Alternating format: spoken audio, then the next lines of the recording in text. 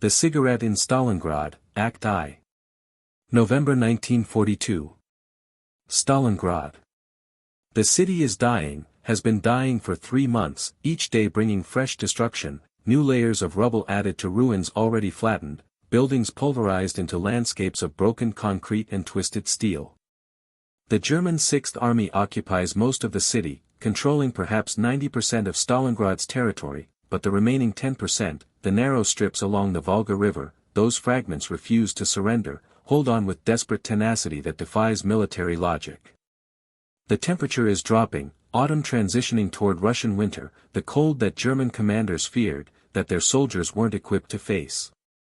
The Wehrmacht entered Russia in summer uniforms, confident of quick victory, Moscow captured before winter, the campaign concluded in months. But Moscow didn't fall, the Russians didn't surrender, and now it's November, the temperature falling toward freezing, German soldiers huddling in ruins without proper winter clothing, burning furniture for warmth, dying slowly from cold and hunger and Soviet artillery. Private Friedrich Weber, 24th Panzer Division, sits in the basement of a destroyed factory building, somewhere in the Barikady factory district, the industrial zone that's been battlefield for weeks. He's 23 years old, from Bavaria, drafted in 1940, veteran of France and Operation Barbarossa, survivor of 2 years of war that's transformed him from enthusiastic recruit into exhausted survivor. He stopped believing in quick victory, stopped believing in German invincibility, stopped believing in anything except making it through another day, another hour, another minute. The basement provides shelter from Soviet snipers, from artillery, from the constant danger of death from invisible enemies. 8 German soldiers occupy this space, remnants of a platoon that numbered 40 men 2 months ago. The others are dead, wounded, missing, absorbed into Stalingrad's endless appetite for bodies. These 8 remain, holding position that means nothing strategically, defending rubble that has no value except that German command ordered them to hold it. Weber shares this basement with men who've become brothers through shared suffering, through mutual dependence, through proximity to death that binds combat soldiers in ways civilians can't understand. There's Corporal Hans Richter, 32, married with 3 children, who carries photos of his family wrapped in waxed paper, protection against the damp that permeates everything. Private Joseph Bauer, 18, youngest of the group, still believes Germany will win, still has faith in Hitler's promises, still thinks they're fighting for civilization against Bolshevik barbarism. Lance Corporal Kurt Schneider, 26, schoolteacher before the war, who quotes Goethe and Schiller during quiet moments, maintaining culture against the city's relentless brutality. They've been in this position for 4 days, eating reduced rations, drinking melted snow, waiting for relief that probably won't come, for orders that might send them into another futile attack against Soviet positions. The fighting in Stalingrad has devolved into room-to-room combat, building to building, sometimes floor-to-floor in structures with no walls, just skeletal frames that provide minimal cover. Progress is measured in meters, victories counted in captured basements, defeats marked by retreats across streets that were taken with terrible cost days before. Weber's supply of cigarettes is down to his last one, precious final smoke, the commodity that keeps soldiers sane, that provides brief escape from constant tension and fear. He's been saving it, rationing his smoking, making the previous cigarettes last as long as possible.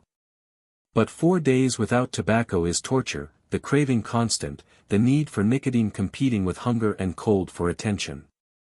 He decides to smoke it now, this evening, share it with the men in the basement, final cigarette split among 8 soldiers, each getting only a few drags, but that's something, that's better than nothing. He lights it carefully, using precious match from his dwindling supply, draws deep, holds the smoke, savors the taste and the mild relaxation it provides.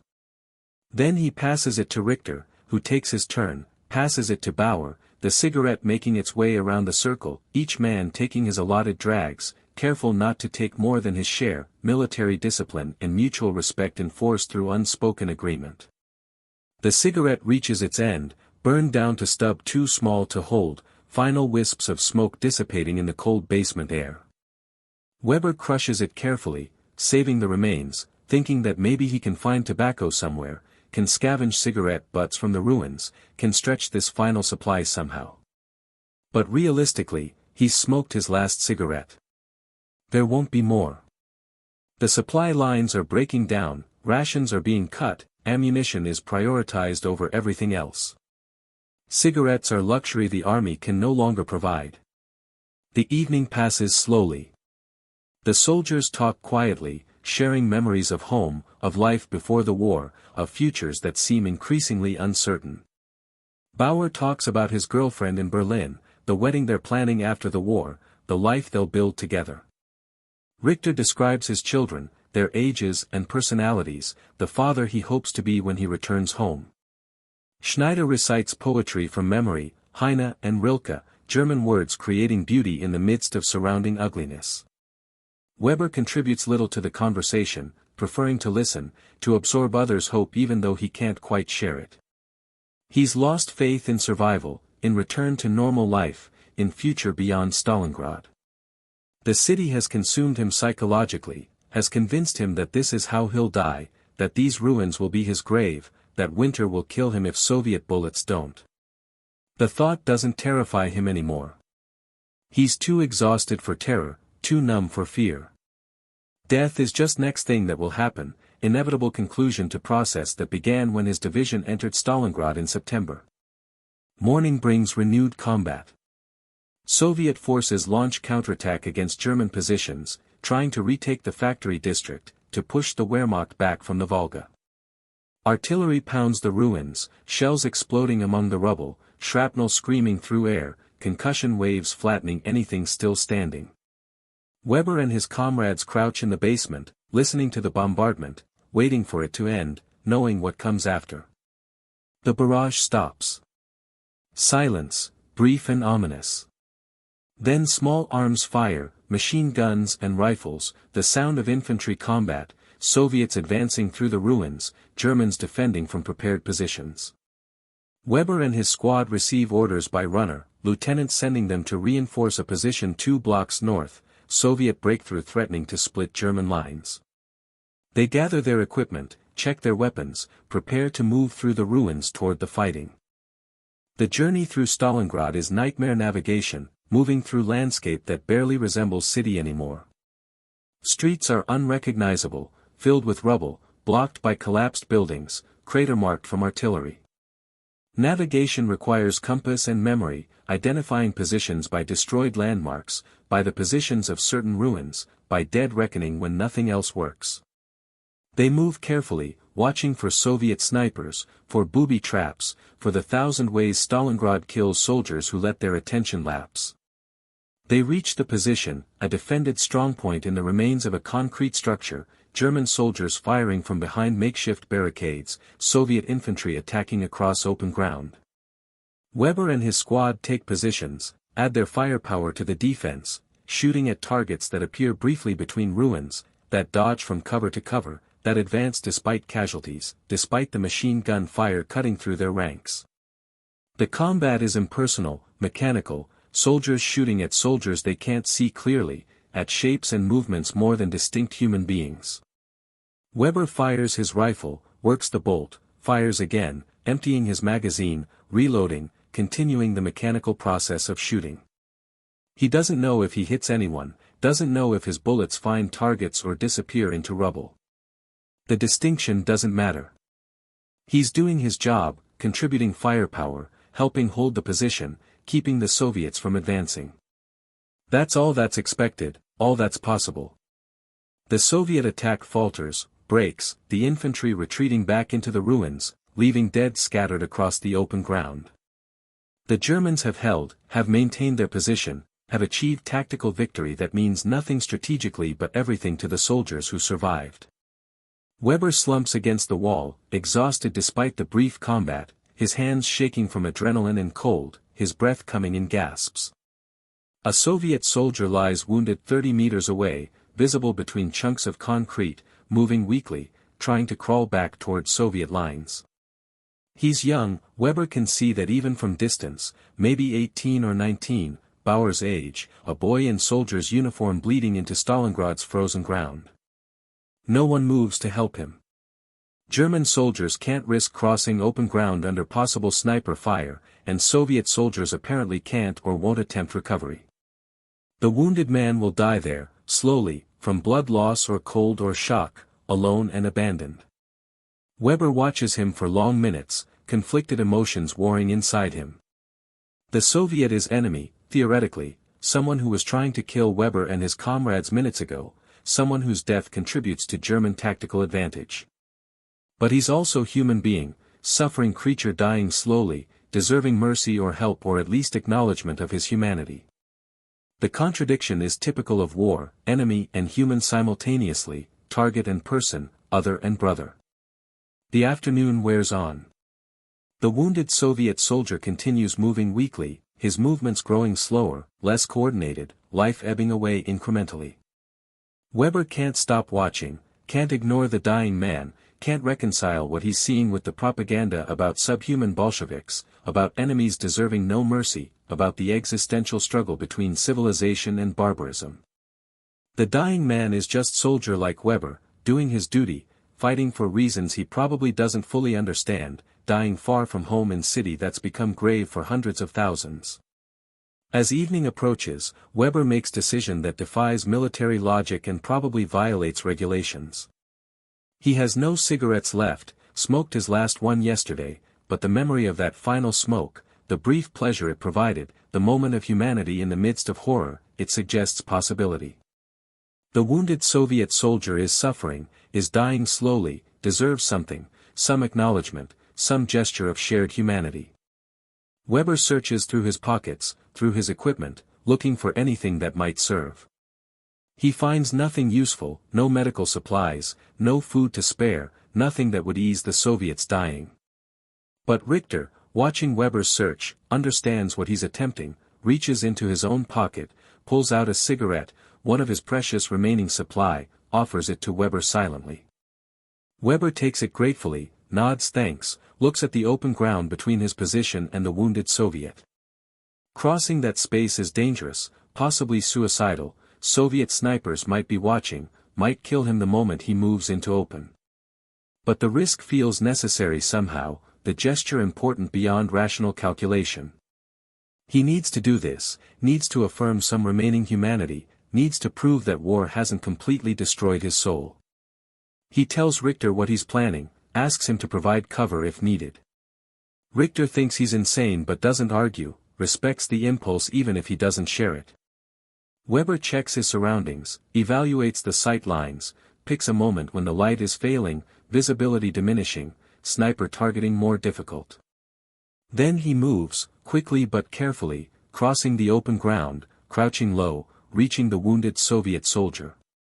Close up, the wound is terrible, gut shot, bleeding internally, definitely fatal.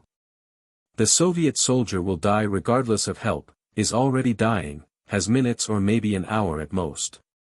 He looks up at Weber approaching, his expression mixing fear and resignation and confusion. Enemy soldier appearing, might be coming to finish him, to deliver mercy shot or final cruelty, the dying man can't know which. Weber kneels beside him, careful not to present profile to possible Soviet snipers, shows the cigarette, gestures offer. The Soviet soldier stares uncomprehending for long moment, then understanding dawns, recognition that this German is offering comfort not death, is acknowledging shared humanity in the midst of battle. He nods weakly, tries to speak but can't, his throat damaged or his strength too depleted for words. Weber places the cigarette between the Soviet's lips, lights it carefully, shields the flame from wind and possible observation. The Soviet draws weakly, the tobacco smoke mixing with blood scent and cordite and the metallic smell of approaching winter. His eyes close briefly, some small pleasure registered, brief escape from pain and cold and approaching death. He draws again, the cigarette ember glowing in the failing light, tiny point of warmth in the frozen city.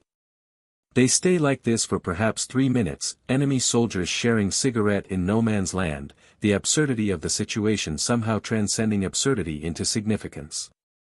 Weber supports the Soviet's head slightly, helps him draw from the cigarette, watches life fade from his eyes incrementally.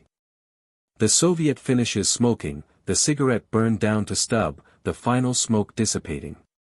He looks at Weber directly, his eyes conveying something, gratitude or recognition or farewell, communication beyond language or nationality or the artificial enmities that brought them to this place. Then he dies, his body going slack, his eyes fixed open, life departing. Weber closes the dead man's eyes gently, traditional gesture of respect, small dignity granted to enemy who died with foreign soldiers' comfort, who spent his final minutes experiencing kindness from source he had no right to expect. Weber takes the cigarette stub, pockets it, stands carefully, retreats back to German positions, expecting at any moment to be shot by Soviet sniper who witnessed the exchange. But no shot comes. Weber reaches safety, drops behind cover, his heart pounding, his hands shaking from adrenaline and emotion both. Richter looks at him with expression mixing incomprehension and respect, unable to articulate response to what he's witnessed. The other soldiers in the position pretend not to notice, uncertain how to process what their comrade just did, whether to condemn it as fraternization with enemy or respect it as human gesture transcending war's artificial divisions. Weber says nothing, offers no explanation or justification. He doesn't fully understand himself why he did it, why he risked his life to give dying enemy soldier comfort of final cigarette, why the gesture felt necessary. But it did feel necessary, felt like reclaiming some piece of himself that Stalingrad was consuming, like proving that humanity survived even here, even in the city's frozen ruins, even between enemies locked in death struggle. Night falls, the soldiers settling into defensive positions, waiting for next Soviet attack or next German order or next random artillery shell that might kill them regardless of preparation. Weber lies in his position, unable to sleep, replaying the encounter in his mind, the Soviet soldier's eyes, the brief moment of connection, the dying man's silent gratitude. He wonders who the man was, where he came from, whether he had family waiting for news that won't come, whether his death matters to anyone except himself and the German soldier who witnessed it.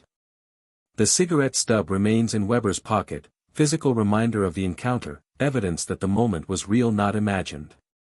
He knows he'll keep it, will carry it through whatever comes next, will preserve it as testament to possibility of humanity even in war's worst circumstances. The last cigarette, shared with dying enemy, means something. Maybe he can't articulate what exactly, but it means something. Has to mean something. Because if that gesture was meaningless, if human connection is impossible here, if kindness can't exist between enemies, then Stalingrad has won completely, has destroyed everything worth preserving, has reduced all of them to machines of murder without souls or conscience or hope. The night passes slowly, cold intensifying, Soviet artillery resuming intermittently, shells falling among the ruins, killing soldiers on both sides, destroying positions that will be rebuilt tomorrow or abandoned or fought over again in endless cycle. Weber lies awake through most of it, thinking about the cigarette, about the dying Soviet soldier, about what the encounter revealed about himself, about war, about the thin line between enemy and brother. Morning brings new orders. Weber's unit is being rotated out of forward positions, sent to rear area for rest and refit, what little rest is possible in Stalingrad where there is no truly safe rear area, where artillery reaches everywhere, where death follows regardless of position. They gather their equipment, prepare to move, abandoning the position they've held for days, leaving it for another unit to occupy or for Soviets to capture, the strategic value unclear, the entire exercise possibly meaningless in war's larger context. As they move through the ruins toward rear positions, Weber passes the place where the Soviet soldier died, sees the body still lying there, frozen now, another corpse among the thousands littering Stalingrad's landscape. He pauses briefly, looks at the dead man, remembers the moment they shared, the cigarette, the brief human connection. Then he continues walking, following his unit, moving away from the front line toward temporary rest. But he knows he'll carry that moment forever, will remember the dying Soviet soldier, will wonder what it meant, whether it changed anything, whether small gesture of humanity matters in context of war's massive inhumanity. He doesn't have answers, can't resolve the contradictions, can't reconcile being soldier and being human, being killer and being person who gives dying enemy final comfort. The cigarette stub remains in his pocket, physical weight almost nothing, symbolic weight immense.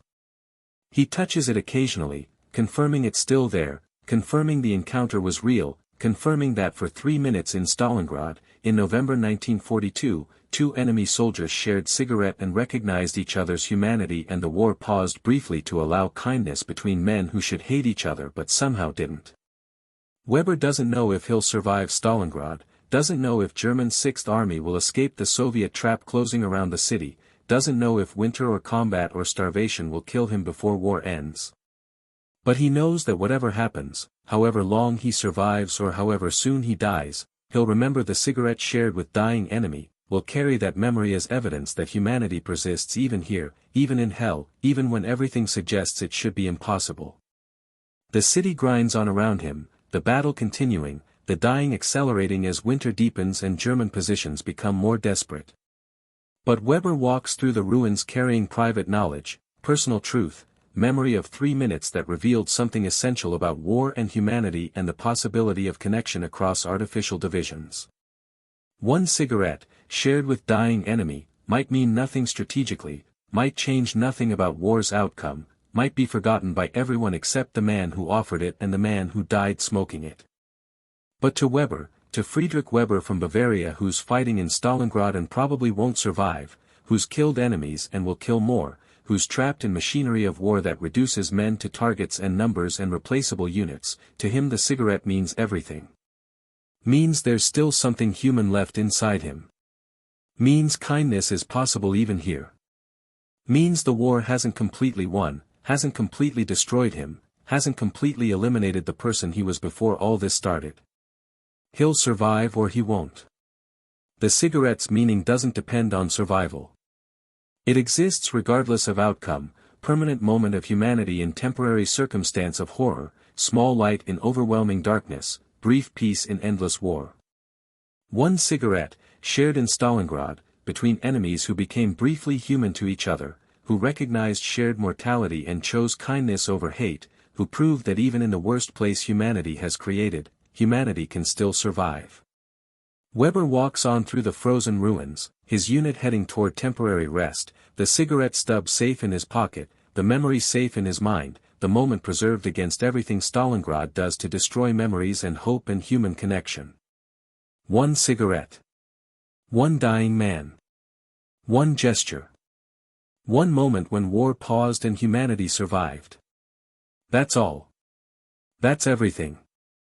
The Cigarette in Stalingrad, Act 2. December 1942. The situation has deteriorated catastrophically. Soviet forces launched Operation Uranus 3 weeks ago, massive pincer movement that encircled the German 6th Army completely, trapping 300,000 soldiers inside Stalingrad pocket. The trap closed on November 23, cutting supply lines, isolating the army, creating enormous cauldron of German forces surrounded by Soviet divisions. Hitler ordered the 6th Army to hold position, promised relief offensive, forbade breakout attempts. Field Marshal Paulus obeyed, kept his army in the pocket, waited for rescue that grows less likely with each passing day. Weber and his unit are still alive, still fighting, but barely. The rest period lasted 3 days, insufficient recovery time before they were sent back to forward positions, different sector of the perimeter, defending against Soviet attacks, probing for weaknesses, testing German defenses, slowly grinding down the trapped army through attrition and winter. The cold is terrible now, temperatures dropping to -20°C, German soldiers without proper winter equipment freezing in their positions, suffering frostbite and hypothermia, dying from cold as readily as from Soviet bullets. Food rations have been cut repeatedly, the promised Luftwaffe airlift failing to deliver sufficient supplies, transport aircraft shot down or grounded by weather, the encircled army slowly starving. Weber's daily ration is now 200 grams of bread, sometimes supplemented by thin soup or occasional horse meat from animals slaughtered when they collapse from starvation. It's not enough. No one has enough calories to maintain body heat in the winter cold, to sustain energy for combat operations, to resist the diseases spreading through the crowded defensive positions. The basement they occupy now is marginally better than the previous position, partly underground, offering some protection from wind and artillery. But it's crowded, 15 soldiers packed into space designed for storage, breathing each other's air, sharing lice and disease, existing in proximity that erases privacy and dignity. The smell is overwhelming, unwashed bodies and human waste and the gangrene smell of infected wounds, the odor of slow death that permeates everything. Weber's squad has suffered casualties. Bauer, the young believer, was killed 2 weeks ago, hit by sniper during movement between positions, dead instantly, his faith in German victory dying with him. 2 others are missing, captured or killed during chaotic Soviet night attack, their fates unknown, their absence marked by equipment redistributed among survivors. The unit is down to 11 men now, cobbled together from fragments of different squads, strangers bonded by shared desperation, collective determination to survive another day. The cigarette stub remains in Weber's pocket, carried through the weeks since the encounter with the Soviet soldier, protected carefully, checked occasionally to confirm its continued existence. He hasn't told anyone about that incident, hasn't explained where the stub came from or what it means to him. It's private talisman, personal reminder of humanity preserved, evidence that some part of him remains capable of kindness despite everything the war demands.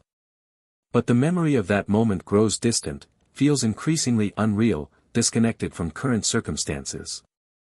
In November, sharing cigarette with dying enemy seemed meaningful, significant gesture that affirmed humanity.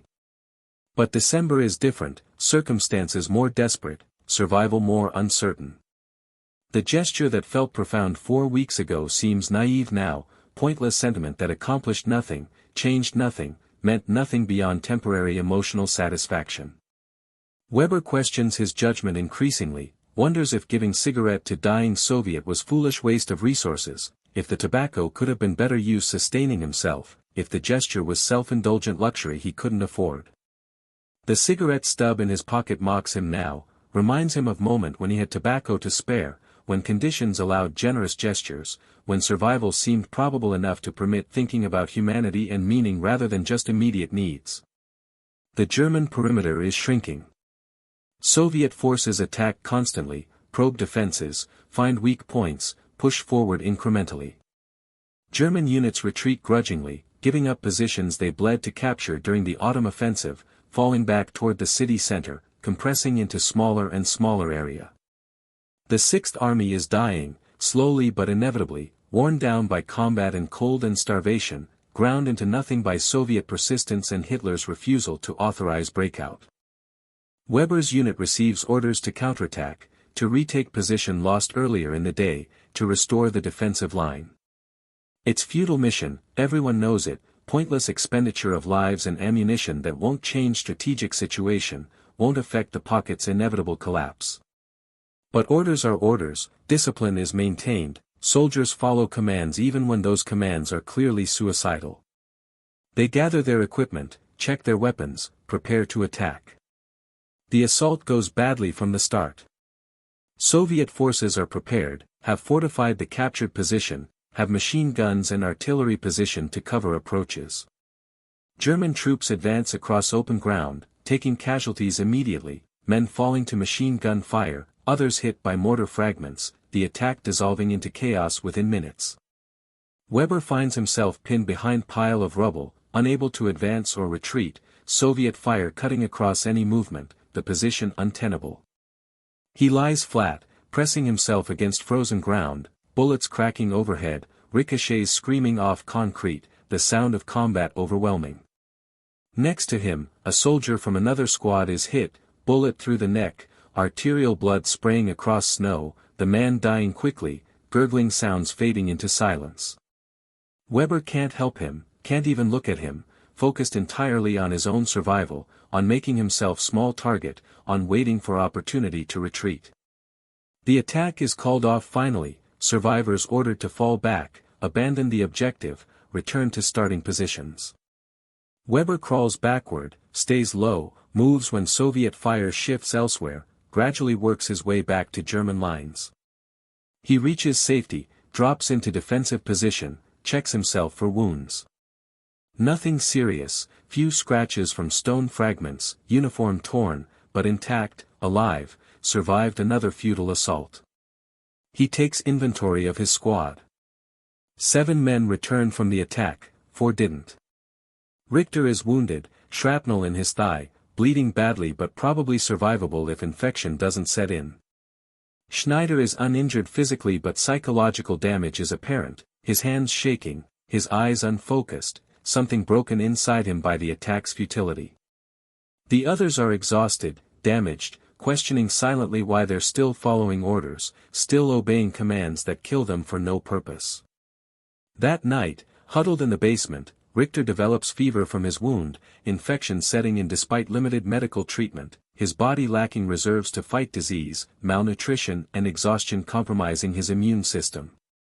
He shivers violently, wrapped in every available scrap of cloth, his teeth chattering, his breath coming in gasps. The other soldiers cluster around him, sharing body heat, trying to warm him, knowing their efforts are probably futile but attempting anyway. Richter is delirious, mumbling about his family, about home, about his children. He's convinced he's dying, probably correctly, infection and fever killing him as certainly as bullet would have. He asks Weber to take the photos of his family, to deliver them somehow if Weber survives, to tell his wife and children that he thought of them at the end, that he died trying to get home to them. Weber takes the photos, wrapped in their protective waxed paper, promises to fulfill the request even though he doesn't believe he'll survive any longer than Richter, doesn't believe anyone in the pocket will live to deliver messages or fulfill final wishes. Richter dies before dawn, infection and fever and exhaustion overwhelming him, his body giving up the struggle, death taking him quietly. The soldiers have no means to bury him, the ground frozen too solid to dig, no energy to spare for proper ceremonies. They carry his body outside, place it with others waiting for eventual disposal, cover it with tattered blanket, mark the location mentally even though they'll probably never return. Richter joins the thousands of German dead accumulating in the pocket, bodies frozen solid, stacked in piles, waiting for spring thaw or eventual Soviet recovery teams. Weber returns to the basement, sits against the wall, pulls Richter's photos from his pocket, looks at the faces of the wife and children who will never see their husband and father again, who will receive telegram about his death months from now, who will mourn man they knew versus soldier he became in Stalingrad. The photos are worn, creased from months in Richter's pocket, but the faces are clear, smiling family captured in moment before the war, before everything changed. He puts the photos in his own pocket, next to the cigarette stub, two artifacts of humanity carried through hell, two reminders of world beyond Stalingrad, of connections that transcend war's violence. But Weber feels the weight of the promise, the obligation to survive long enough to deliver these photos, to fulfill Richter's dying wish. The obligation is crushing, additional burden added to overwhelming load he already carries, expectation he can't meet, promise he made knowing it's likely impossible to keep. The next weeks are nightmare of attrition and deterioration. German defensive perimeter shrinks continuously, Soviet forces advancing incrementally, squeezing the pocket tighter. Supply situation worsens catastrophically, the airlift delivering perhaps 20% of required tonnage, soldiers slowly starving, horses slaughtered and eaten, leather boots boiled for whatever nutrition they might contain. Disease spreads unchecked, typhus and dysentery killing men as reliably as combat, medical supplies exhausted, field hospitals overwhelmed with wounded who can't be treated or evacuated. Weber's unit is down to 6 men now, remnants of what was once full-strength platoon, survivors huddling together for warmth and mutual support, sharing the little food they can find, protecting each other during Soviet attacks. They've abandoned hope of relief, stopped believing promises about rescue offensives, accepted that they're going to die here, that the only question is timing and manner of death. Surrender is theoretically option, but Hitler's orders forbid it, and besides, rumors circulate about Soviet treatment of prisoners, about death marches and labor camps, about survival rates that might be worse than fighting to the end.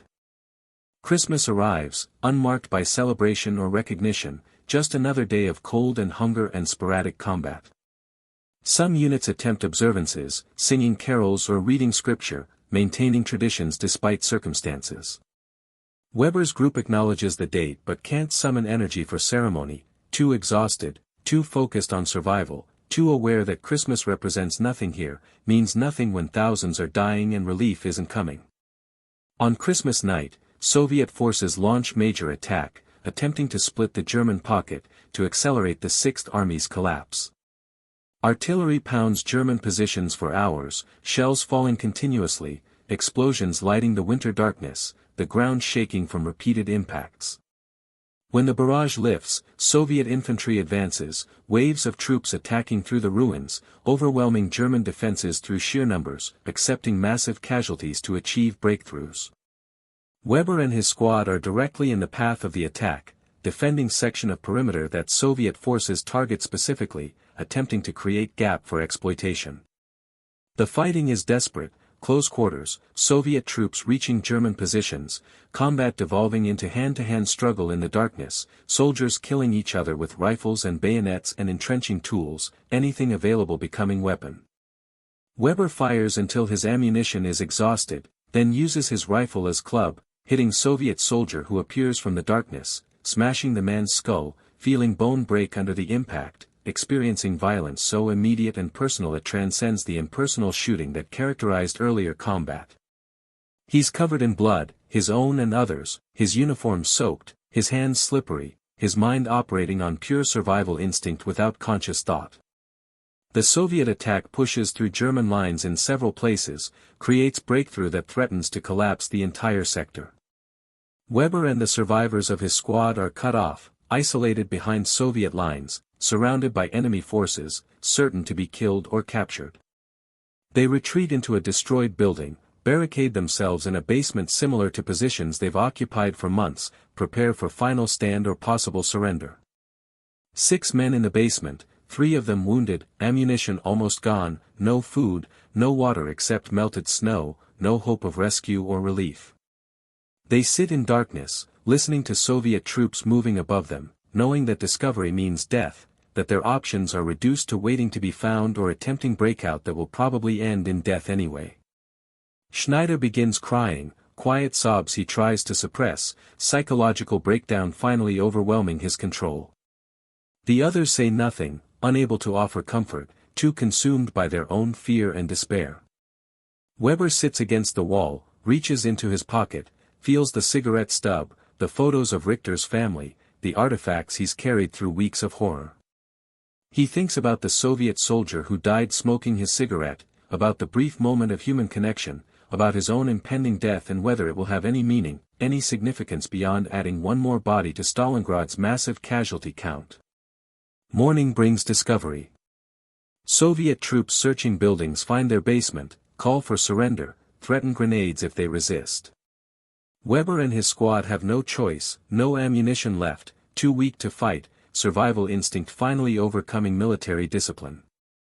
They emerge slowly, hands raised, weapons abandoned, expecting to be shot immediately, hoping at least for quick death rather than slow dying. But the Soviet soldiers don't shoot. They search the Germans roughly, confiscate remaining equipment, separate wounded from able-bodied, provide minimal medical attention. The Soviet lieutenant in charge is young, perhaps 25, exhausted and professional, processing prisoners efficiently without cruelty or mercy, doing his job. He speaks some German, asks basic questions, determines unit designations and positions, gathering tactical intelligence. Weber and 4 others are marched east, away from German lines, towards Soviet rear areas and eventual prisoner camps. The wounded are left behind, too injured to march, their fate uncertain but probably grim. Weber looks back once, sees Schneider sitting against wall where they left him, his leg shattered by shrapnel, his face resigned, knowing he's being abandoned to death or whatever mercy the Soviets choose to show. Their eyes meet briefly, final acknowledgement, goodbye between men who survived together until this moment.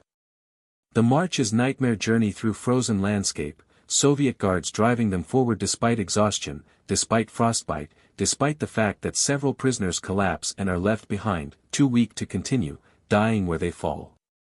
Weber walks mechanically, one foot after another, his mind numb, his body operating on reserves that don't exist, somehow continuing despite everything suggesting he should collapse and surrender to death. They reach a collection point, large building where hundreds of German prisoners are gathered, sorted, prepared for transport to camps deeper in Soviet territory. The conditions are terrible, overcrowded and cold, minimal food or water, guards indifferent to prisoner suffering.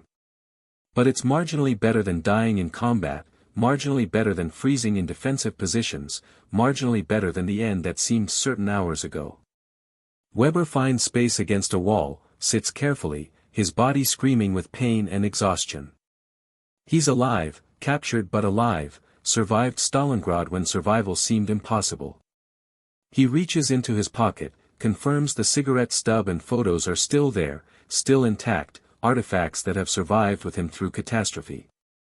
He takes out Richter's photos, looks at the family faces, remembers his promise to deliver them, to tell Richter's family about his death, to fulfill the dying wish. But how? He's a prisoner now, probably going to labor camp in Siberia, survival uncertain, return to Germany unlikely. The promise he made to Richter, the obligation he accepted, it seems impossible to fulfill from Soviet captivity, might remain permanently unfulfilled, another commitment broken by war's chaos, another intention destroyed by circumstances beyond control.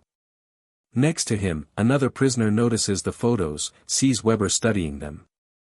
He speaks quietly, his voice hoarse from cold and thirst. Your family. Weber shakes his head. A friend's. He died. I promised to bring them home. The other prisoner nods slowly, understanding the impossible promise, the obligation that probably can't be met. We all carry the dead now. Their photos, their final words, their hopes that died with them. The Soviets can capture our bodies, but they can't take that. We carry the dead, and maybe someday, if we survive, we can deliver them home. Weber returns the photos to his pocket, next to the cigarette stub, two relics of humanity preserved through hell. He doesn't know if he'll survive captivity, doesn't know if he'll ever return to Germany, doesn't know if Richter's photos will ever reach his family or if the cigarette stub will ever be explained to anyone who might understand its meaning. But he'll keep them, will preserve them, will carry them as long as he's alive, as evidence that humanity survived Stalingrad even when everything else was destroyed. Night falls in the collection point, temperature dropping further, prisoners huddling together for warmth, sharing body heat in desperate attempt to survive until morning. Weber lies among them, another anonymous prisoner, another survivor of Stalingrad's catastrophe, another man carrying dead friends and broken promises and small artifacts that represent everything that mattered before the war destroyed it all. He's alive. Against every probability, against all logic, against the massive machinery of death that consumed the Sixth Army, he's alive. He survived the combat, survived the encirclement, survived the surrender, survived the march. He carries the cigarette stub that represents moment of humanity shared with dying enemy, carries the photos that represent promise made to dying friend. These obligations, these memories, these artifacts, they keep him human even in captivity, even facing uncertain future, even knowing that survival might mean years of suffering before possible return home. Stalingrad is behind him now, the city that consumed 6 months of his life, that killed hundreds of thousands, that transformed him from soldier with illusions into survivor with scars. But he carries Stalingrad with him, will carry it forever, in the cigarette stub and the photos, in the memories that won't fade, in the psychological wounds that won't heal. He escaped the city physically, but Stalingrad will never release him completely. None of the survivors will ever truly leave. The city will own them forever, will define them, will mark them as men who saw hell and somehow lived to tell about it. Weber closes his eyes, tries to sleep, knows that nightmares will come, that Soviet soldier's face will haunt him, that Richter's death will replay endlessly, that Stalingrad will never stop killing him psychologically even though he survived physically. But he's alive. That's something. That's everything. And he carries the cigarette stub, reminder of moment when kindness was possible, when humanity survived, when two enemies recognized each other and chose connection over hate. That memory will sustain him through whatever comes next. Has to sustain him. Because without it, without that proof that humanity survived Stalingrad, there's nothing left worth preserving, nothing worth carrying forward, nothing worth surviving for. The cigarette in Stalingrad. One small gesture. One brief moment. One connection across enemy lines. It saved nothing, changed nothing, meant nothing strategically. But to Weber, to Friedrich Weber who survived when he should have died, who carries the stub as evidence of his remaining soul, it means everything. It's proof he's still human. Still capable of kindness. Still worthy of survival. One cigarette, shared with dying enemy, preserved through hell, carried into captivity, testament to humanity's stubborn persistence even in war's worst circumstances.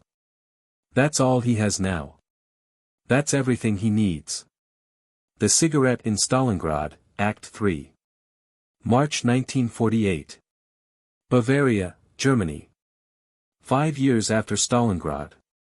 Friedrich Weber walks through his hometown, a place that survived the war relatively intact, buildings still standing, streets still recognizable, life continuing with stubborn normalcy that feels alien to him.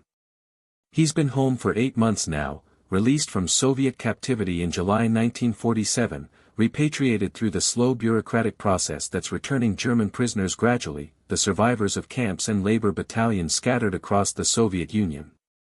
He's 30 years old but looks 50, his body aged prematurely by 6 years of war and captivity, by Stalingrad and the prisoner camps that followed, by starvation and forced labor and diseases that nearly killed him multiple times. He weighs 50 kilograms, 30 kilograms less than when he was drafted in 1940, his frame skeletal, his face gaunt, his eyes carrying expression that marks all the returning prisoners, the look of men who've seen too much, endured too much, survived when they shouldn't have. The cigarette stub remains in his possession, carried through 5 years of captivity, through labor camps in Siberia and Kazakhstan, through transport between camps, through the slow journey home after release. He's kept it wrapped carefully in scrap of cloth torn from his prison uniform, protected obsessively, checked daily to confirm its continued existence. It's deteriorated over the years, the tobacco dried and crumbled, the paper brittle and discolored, but it remains recognizable as cigarette, as artifact of that moment in November 1942 when he shared smoke with dying Soviet soldier. Richter's photos he's kept too, though they're more damaged, the waxed paper protection insufficient against years of moisture and handling, the images faded but still visible, faces still recognizable. He's tried to locate Richter's family, has asked at municipal offices, has checked records, has followed leads that went nowhere.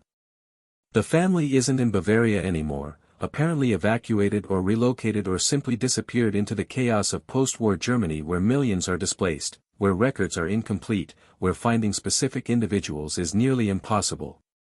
But Weber keeps searching, keeps asking, keeps carrying the photos because the promise to Richter demands fulfillment, because obligations to the dead don't expire, because it's the only meaningful thing he can do in life that feels increasingly meaningless. He has no job, no prospects, no real connection to the present. He exists more than lives, moves through days mechanically, haunted by memories that won't fade, by faces that appear in dreams, by Stalingrad that continues killing him psychologically years after he escaped physically. He's tried to explain the cigarette to people who ask about it, to his family and the few friends who remained in contact, to officials processing his repatriation paperwork. But the explanation always fails, the significance doesn't translate, the gesture that felt profound in Stalingrad seems incomprehensible to people who weren't there, who didn't experience the city's horror, who can't understand what sharing cigarette with dying enemy meant in that context. So he stopped explaining, keeps the stub private, lets people think he's eccentric or damaged or simply broken by the war like thousands of other returned prisoners. The town has memorial service planned for May, ceremony honoring the local men who died in the war, particularly those who died at Stalingrad where the 24th Panzer Division suffered catastrophic casualties. Weber is asked to speak, to represent the survivors, to say something meaningful about sacrifice and duty and the men who didn't come home. He agrees reluctantly, understanding the obligation even though he has no idea what to say, no words that capture truth without offense, no way to honor the dead honestly without condemning the war that killed them. He spends weeks preparing remarks, writing and revising, trying to find language that balances truth and sensitivity, that acknowledges loss without glorifying futile sacrifice, that honors individual soldiers without validating the cause they fought for. It's an impossible task, reconciling competing demands, satisfying expectations while remaining honest. Every draft reads false, sounds hollow, fails to capture complexity of what Stalingrad was, what it meant, what it cost. April brings unexpected development. Weber receives letter from municipal office in Stuttgart, message forwarded through bureaucratic channels, responding to inquiry he'd submitted months earlier about Richter's family. They've been located, living in a displaced persons settlement outside Stuttgart, widow and 3 children surviving in temporary housing, waiting for permanent accommodation, struggling like millions of other families whose lives were destroyed by war and its aftermath. Weber travels to Stuttgart immediately, taking the train, carrying Richter's photos in his pocket along with the cigarette stub, finally able to fulfill the promise made 5 years earlier in Stalingrad's frozen ruins. The journey takes most of a day, the trains slow and unreliable, the infrastructure still recovering from wartime damage. He uses the time to prepare mentally for meeting Richter's widow, to figure out what to say, how to describe her husband's death, how to deliver news that's 5 years old but new to her, how to explain why it took so long to fulfill a simple promise. The displaced persons settlement is depressing, rows of temporary barracks housing families who lost everything, who have no permanent homes, who exist in limbo waiting for government assistance that comes slowly if at all. Weber finds the barrack where Richter's family lives, stands outside for several minutes, gathering courage, trying to find words that will make this less painful. But there are no such words. He knocks finally, waits. The woman who opens the door is perhaps 35, worn and tired, her face showing the strain of years struggling alone, of raising 3 children without husband, without resources, without security. She looks at Weber questioningly, doesn't recognize him, waits for him to explain his presence. Frau Richter. Weber asks quietly. My name is Friedrich Weber. I served with your husband. I was with him when he died. He asked me to bring you something. Her expression changes, recognition and grief and resignation mixing together, emotions she's probably experienced 1,000 times, receiving condolences and sympathies and awkward visits from strangers who knew her husband. She invites Weber inside without speaking, leads him to small living area where 3 children play quietly, ages ranging from perhaps 6 to 12, growing up without father, without memories of man who died when they were too young to remember. Weber sits awkwardly, unsure how to begin, what to say first. Frau Richter waits patiently, accustomed to this interaction apparently, experienced in helping returned soldiers deliver their messages and memories and guilt. He pulls the photos from his pocket, hands them to her carefully, the images she recognizes immediately, the pictures she posed for years ago, before the war, before everything changed. He carried these through the entire war, Weber says quietly. He showed them to everyone, talked about you constantly, about the children, about coming home. He was proud of his family, loved you deeply, wanted desperately to return. The photos were with him when he died. He asked me to bring them home to you, to tell you he was thinking of you at the end. Frau Richter holds the photos gently, tears streaming down her face silently, grief for husband dead 5 years but mourned continuously, loss that never stops hurting, absence that defines her life and her children's lives. The children gather around her, looking at the photos curiously, seeing father they barely remember, man who's more myth than memory to them, existence proved by photos and stories but not by genuine recollection. Weber describes Stalingrad as honestly as he can without sharing the full horror, explains the conditions, the cold, the fighting, the encirclement. He describes Richter's death, the wound, the infection, the fever, the end. He makes it sound peaceful, dignified, which is partly true, omitting the parts that would give nightmares, that would add suffering to information without adding understanding. He tells her that Richter spoke of his family at the end, which is absolutely true, that he died thinking of them, which is certainly true, that he wanted them to know he tried to come home, which is undeniably true. Frau Richter thanks him quietly, her voice steady despite tears, her composure maintained through years of practice controlling emotion, of being strong for her children, of surviving when survival required suppressing grief and continuing forward. She asks few questions, seems to understand that Weber has told her everything useful, everything that might provide comfort, that additional details would only add pain without adding meaning. Weber prepares to leave, feeling he's fulfilled his obligation, delivered the photos, conveyed Richter's message, honored the promise. But as he stands, Frau Richter speaks again, her voice soft but clear. Did he suffer? Really, I need to know. Not the version you tell to make me feel better, but the truth. Did my husband suffer? Weber sits back down, considers the question carefully, weighs truth against kindness, decides that honesty is what she's asking for, what she deserves. Yes, he says quietly. He suffered. The wound was painful, the infection was terrible, the cold was unbearable. He was in pain at the end, physical and psychological both. He knew he was dying, was terrified of it, wanted desperately to live, to see you and the children again. His death was not peaceful or dignified or easy. It was hard and painful and unfair.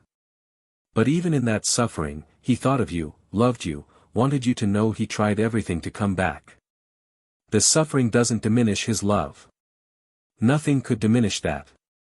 Frau Richter nods slowly, tears flowing freely now, the truth she needed to hear even though it hurts, even though easier lies would have been more comfortable.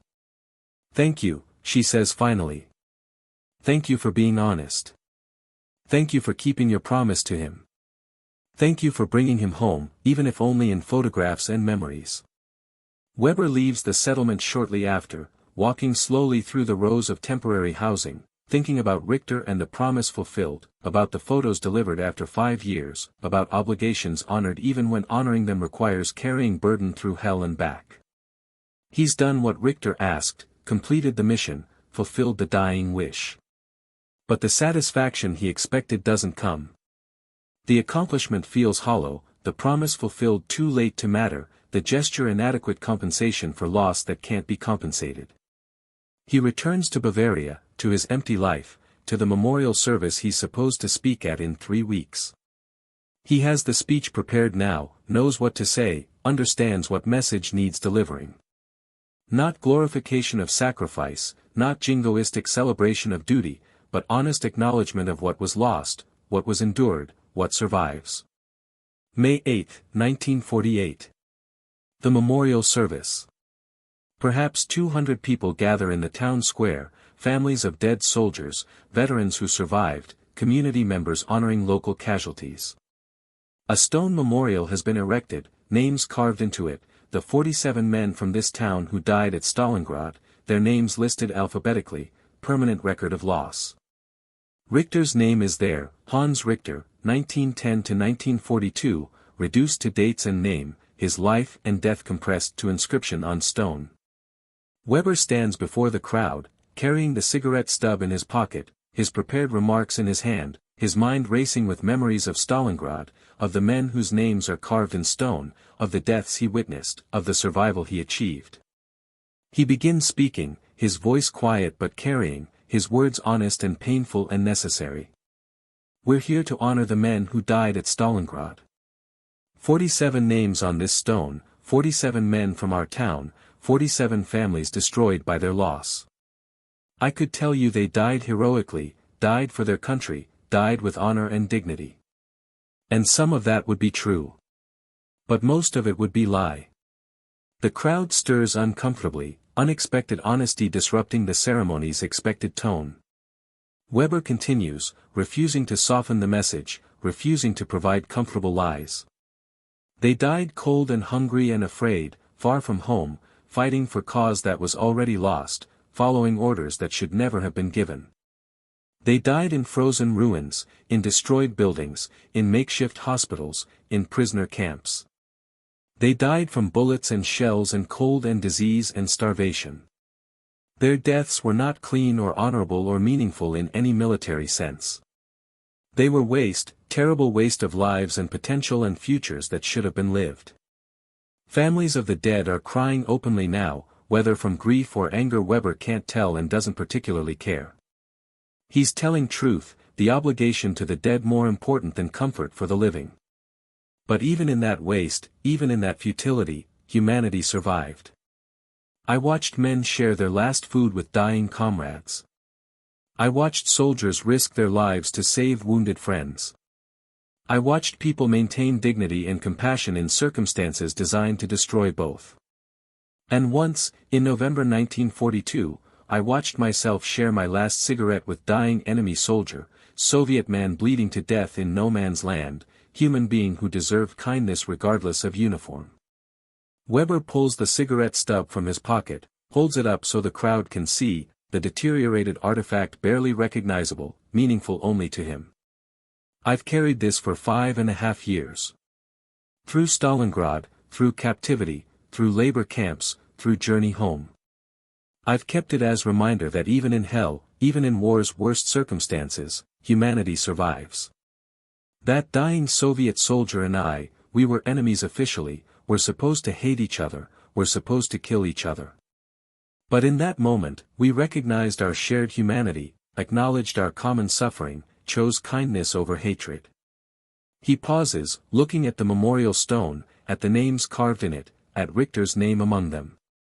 The men whose names are on this stone, they deserve to be remembered. Not as heroes or martyrs or symbols of anything. As human beings who suffered and died in war they didn't start, for reasons they probably didn't understand, in service to cause that destroyed them.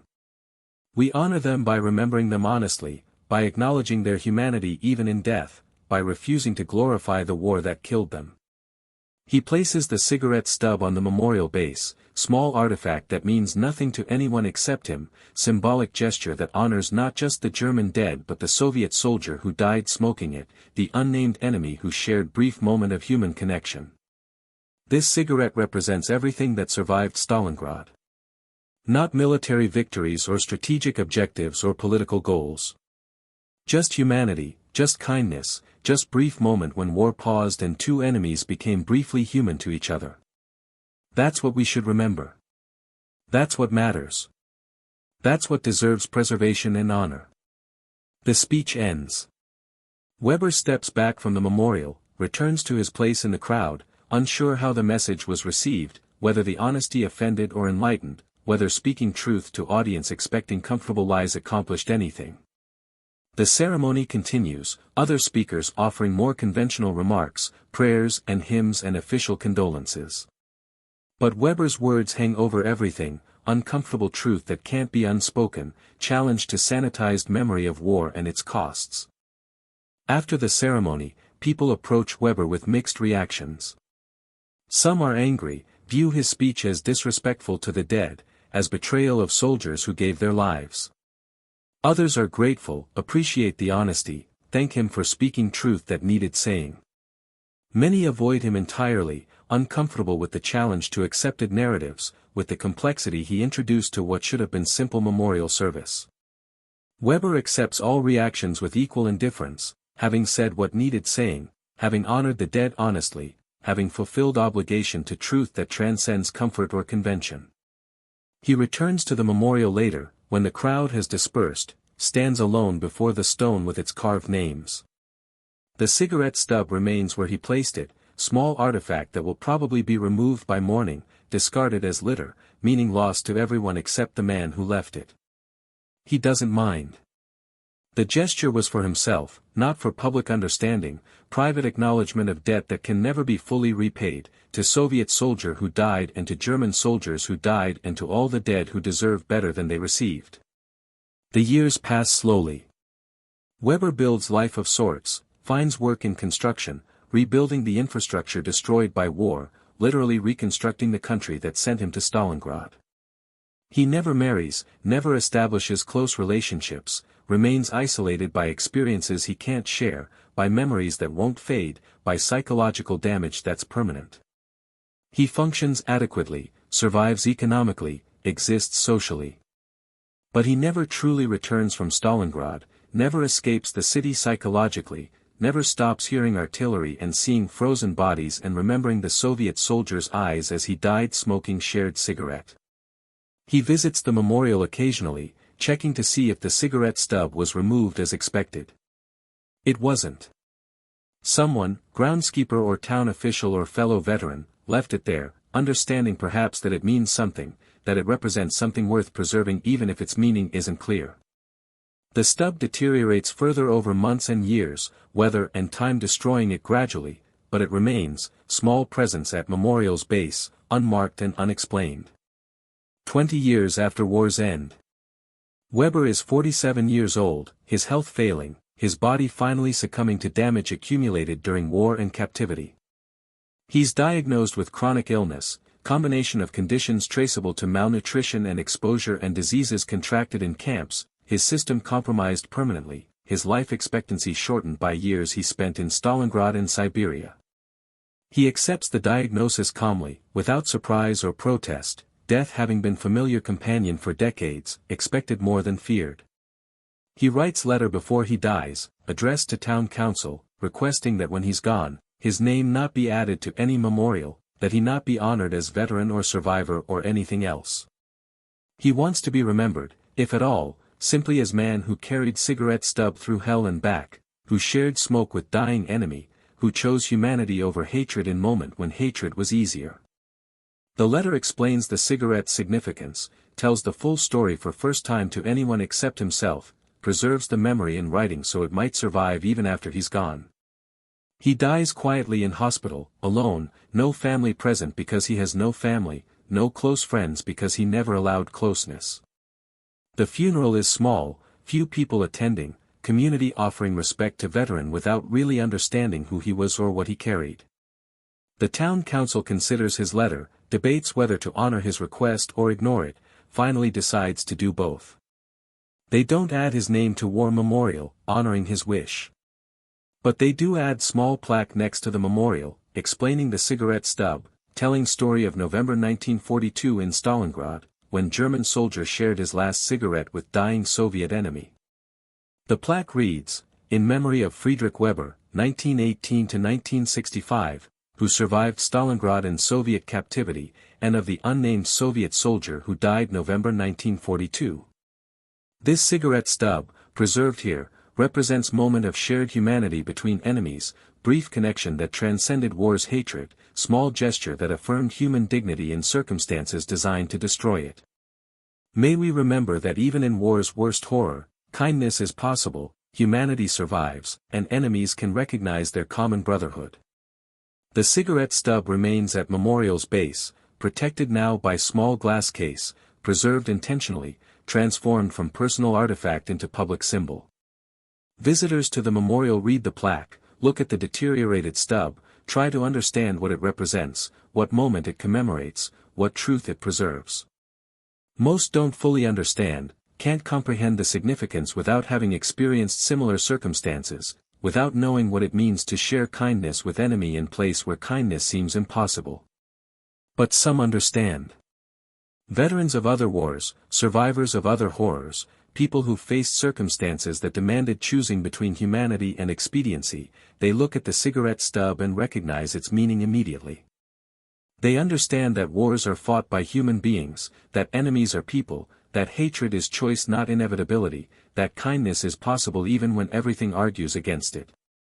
The Soviet soldier's identity is never determined, his name unknown, his grave unmarked, his existence proved only by Weber's testimony and the cigarette they shared. He's one of million anonymous Soviet dead, casualties of Stalingrad's massive slaughter, humans reduced to statistics, individuals lost in overwhelming numbers. But he's also immortalized, preserved in memory and story and physical artifact, representative of all the unnamed dead on both sides, symbol of humanity that survived despite war's best efforts to eliminate it. 50 years after Stalingrad.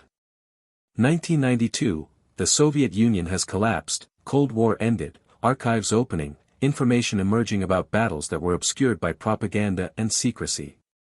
German and Russian historians collaborate on Stalingrad research, combining sources, comparing accounts, reconstructing battles' reality from multiple perspectives. They learn about Weber's story, about the cigarette, about the moment between enemies. Russian researcher attempts to identify the Soviet soldier, searches casualty records, matches location and date to unit records, narrows possibilities to several dozen men killed in that sector on that day. Definitive identification is impossible, too many casualties, too little documentation, too much chaos obscured record keeping. But the researcher identifies probable candidate, young private named Alexei Volkov, 19 years old, killed November 18, 1942, fatal wound consistent with Weber's description. It might be him. Probably is. But certainty is impossible. Volkov had family, mother who survived the war, who spent decades wondering about her son's fate, whether he died quickly or suffered, whether anyone was with him at the end, whether his death meant anything.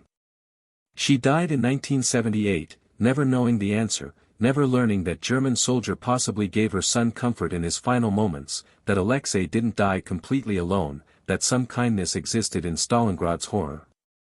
But Volkov's niece is alive, young woman who never met her uncle but grew up hearing stories about him, about the brave soldier who died defending Stalingrad, who sacrificed himself for motherland.